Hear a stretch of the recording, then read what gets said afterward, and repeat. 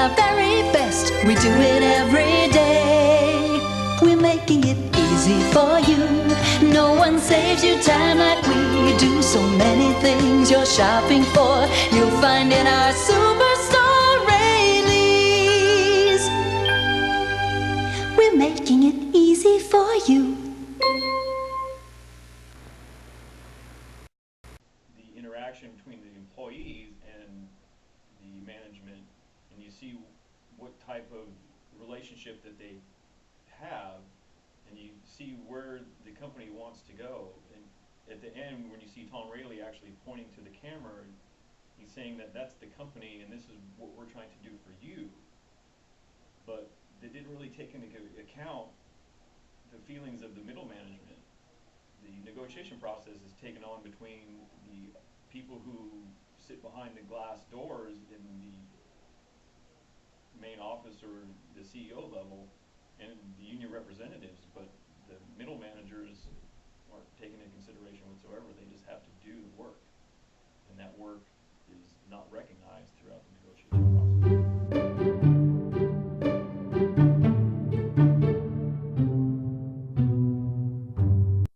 This breakdown between the upper management and the workers themselves really didn't involve the store level management, and so they didn't really have a voice in the negotiation process, and it didn't really appear anywhere, especially within the media coverage, that their feelings were, or their ideas of what was going on was evident.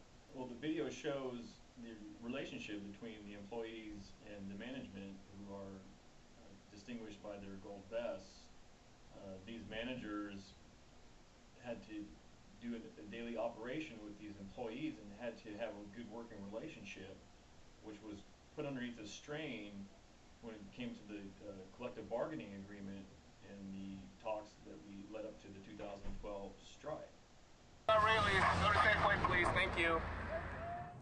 On Sunday morning, dozens of employees walked off the job and asked shoppers to go elsewhere and boycott the store. This strike comes after more than a year of failed negotiations with the union and Raley's officials. The strike began due to intra-organizational conflict between the managers and the employees. This resulted in distributive bargaining process. So distributive bargaining is bargaining in the most strict sense of the word. So these two parties come in and want completely different things, and one of them is going to win and one of them loses. Like, there's no compromise to it. My message to Raley's is I'm in it for the long haul. I'm going to do this as long as I have to. I hope it's not long. I hope both sides understand this is a lose-lose situation for everybody, and we'll get back to the bargaining table and get something accomplished and bring us a contract that, you know, we can accept. So these two parties come to the table and they each present what they want, and usually they're completely different things, and then you have to find somewhat of compromise, but you're giving up something at the same time. So neither one of these parties is going to get completely what they want. Raley's is the most successful privately owned grocery store chain located on the western coast of the United States. Opened in 1935, Tom Raley, founder of the enterprise, possessed an overwhelming confidence in his ability to succeed. Throughout the late 1920s and early 1930s, Raley learned about the grocery business as he worked as a manager for various Safeway stores. By the mid-1930s, he was ready to start his own operation, and he purchased a site in Placerville, California. He arranged for a Sacramento contractor to build a 2,500 square foot store, and Raley himself built the store's counters and shelves. With only $121 in his pockets, he was unable to purchase food stock for his empty shelves. So he asked M.B. Skaggs, president of Safeway, to provide a credit recommendation. Skaggs not only gave Raley a glowing recommendation, but also guaranteed the young man's debts. The store opened in February 1935, and Raley advertised his new grocery business as the nation's first drive-in market. The Placerville store soon garnered a reputation for fresh meat and produce, and by the end of the year, the company reported a profit of $4,500. Business grew so quickly that Raley decided to open a second store in Sacramento, California. Many of the company's male employees were drafted into military service during World War II, and Tom Raley was forced to work longer hours on the grocery floor himself.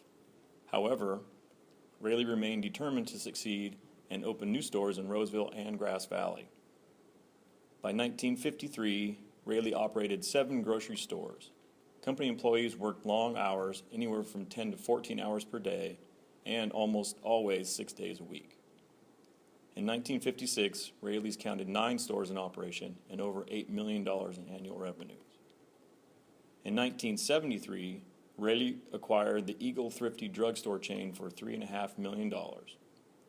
With the acquisition of the Eagle Thrifty drugstores, Raley began to build combined grocery and drugstores and to put in place a smooth-running management for both operations. In 1991, Raley's purchased Bel Air Markets, a 17-unit local competitor which boosted annual volume up to sales of nearly $1.8 billion. In 1998, they purchased Nob Hill Foods, a 27-store chain, as part of its strategy to build store count in order to compete with larger chains such as Safeway and Lucky. The founder and guiding light of Raley's, Tom Raley, died in 1992. Tom Raley was still active in various aspects of the company's management up to his death, and then Charles Collings assumed full control of the responsibilities as Chief Executive Officer and President. Today, Raley's employs about 13,000 workers and operates roughly 125 stores. Approximately 10,000 employees are represented by the United Food and Commercial Workers Union, Local 8, Golden State. It is the 43rd largest food retailer in North America.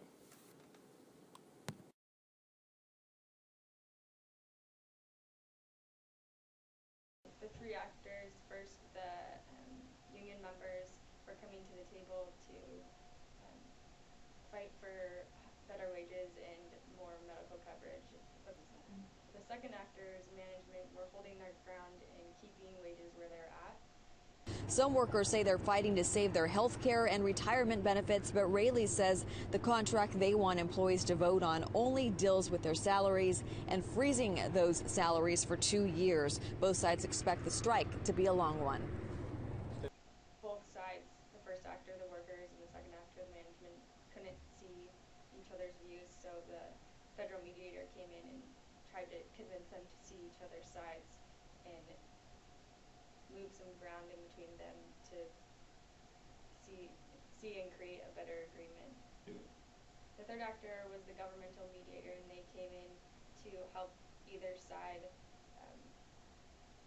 see each other's views and create a common ground to have both sides get what they want without completely losing what either side wanted. The governmental mediator tried leading the 2 sides past an adversarial conflict that they were unable to get by before the mediator. After the 10-day work stoppage, the parties came to an agreement and business resumed as normal. But there is always unresolved conflict between the parties in any negotiation. One side or both feel they gave up more than the other. During the work stoppage, the non-union managers had to maintain business as usual regardless of their personal sacrifices. The strike affected non-union management differently based upon their respective positions within the management hierarchy.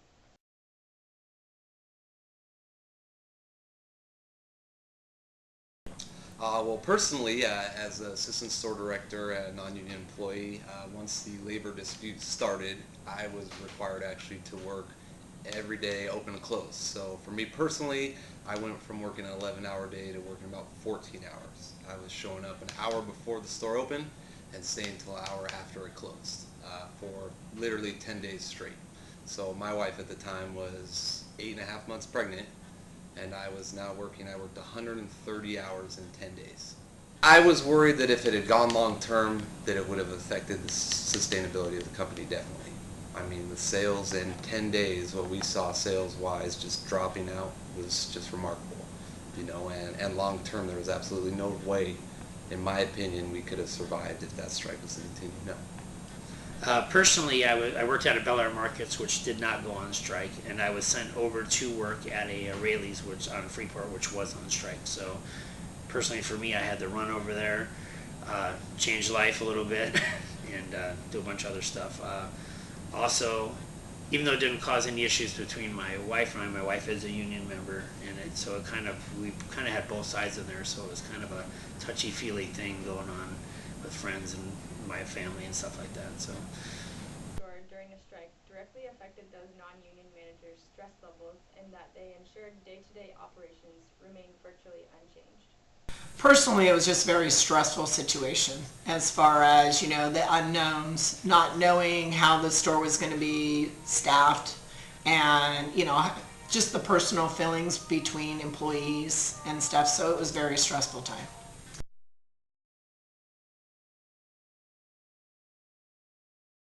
It was right before the holidays, so what I did was I assisted with the visual merchandising, getting the holiday stuff up in the store, and then of course checking and managing. So yes, in a way I did have to kind of step in and help out. So. Strike has now been going on for 24 hours, but Raley's officials say the store will still open every day at 6 in the morning. Right now, picketers are behind the building here trying to block delivery trucks from dropping off stuff here at Raley's. They say until they get a fair contract, they're going to be picketing pretty much non-stop. And Raley says times have been really tough. They've been forced to close 5 stores in the last year, and they blame the fact that 200 non-union stores have opened up nearby and taken away customers. Right now, the goal for Raley's is to keep 128 stores in both California and Nevada open to customers during this strike. But again, this strike is going to continue for 24 hours nonstop until there is a resolution. And what employees are doing is taking 8-hour shifts. So instead of showing up to work inside the store, they're outside picketing. This added stress on top of worries that management already had. Most management personnel were union employees that left the union to accept their positions. They have all dealt with at least one collective bargaining agreement in the past. We asked them how they felt about the latest agreement and if their opinions about collective bargaining have changed.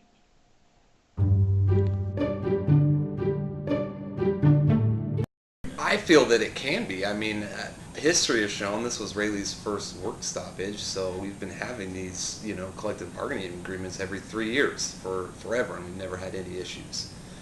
So I think this just came at a bad time when the economy was bad and people were trying to protect all their interests, and just this one didn't go well. But I think going forward, I don't foresee there ever being a strike again. Well, again, I see both sides of it.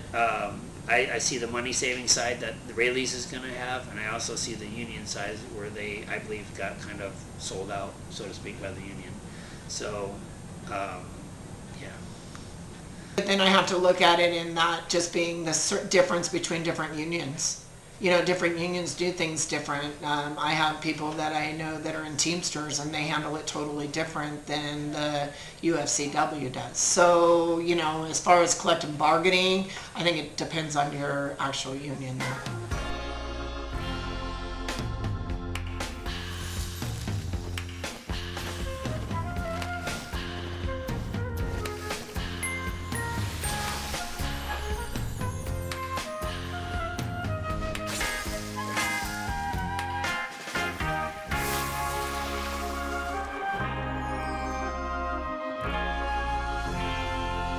Get your taste of the season at Raley's, Bel Air, and Nob Hill.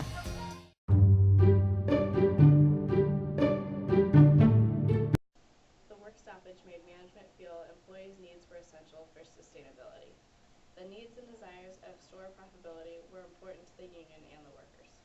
The lack of transparency on Raley's behalf resulted in lack of trust between the union and management. A breakdown of trust between management and the union is a prime indication that a strike is a possibility.